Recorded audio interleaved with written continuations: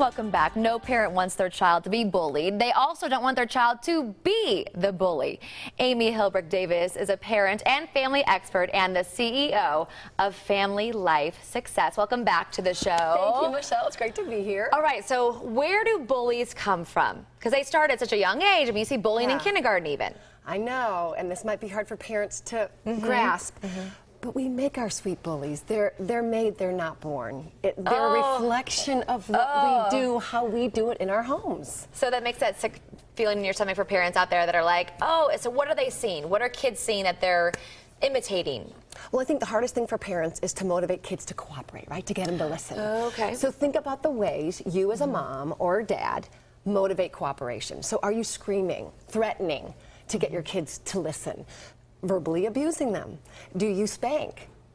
You know, okay, with words? so you think spanking, no spanking? I'm not a fan. No spanking. So I think when you spank, you teach your kid that hitting is okay to get you to do what I want, right? To get you to listen, to get you to be quiet. So your kids then go out into the world, and guess what they're going to do on the playground, when they go to class, on a sport team, when no one's listening, when they want something and they don't get it.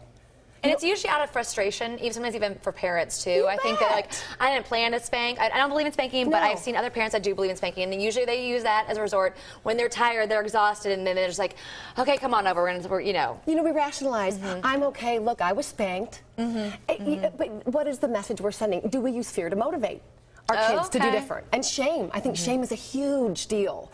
You know, you're lazy, you're stupid. You know, do our kids see us bullying our partners, our spouses, our friends? Do we recognize bullying at home? Siblings, right? You're pushing each other around. Do you call it out? Do you swiftly stop it? Lovingly, let them know what bullying looks like and call it out so they're better apt when they go to the playground and they go to school to recognize it. So how do you help them recognize that? So it's a great question. The most important thing your kids need to understand is that you have this job as a parent. You have another job. Lots of parents have 3 jobs. And that's to keep them happy, healthy, safe, and cozy. So happy, not indulgent, but joy, creating a fun environment. Healthy, safe, body, mind, spirit, protection, security. And cozy is the word I always say means that unconditional love. They can count on you, right, to embrace them. So when they recognize that and you're aligned on those responsibilities in your home, and hurting, hitting, shaming, spanking is unacceptable to you as a mom in your home, then they're going to be able to recognize it out in the playground, and they're going to be more resilient, and they're going to say, you know what, that's unacceptable in our house. That's not how we live. I'm not going to stand up for that. Okay, so if your child is a bully, you've heard complaints from teachers, what do you do now to change it? Well, so it's interesting. So I think as parents, we always have to remember we're learning, and we have to let our kids know that we're learning day by day as moms and dads. Sit them down and say, you know what, I recognize that there's sometimes mama spanks you, and I can scream to get you to move, to get you to get in the car, to get you to the dinner table. I recognize I don't want to do that anymore.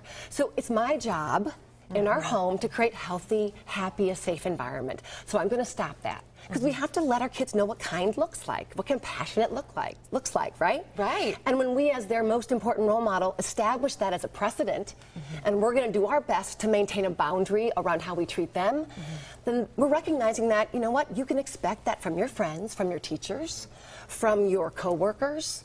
We're raising a resilient child.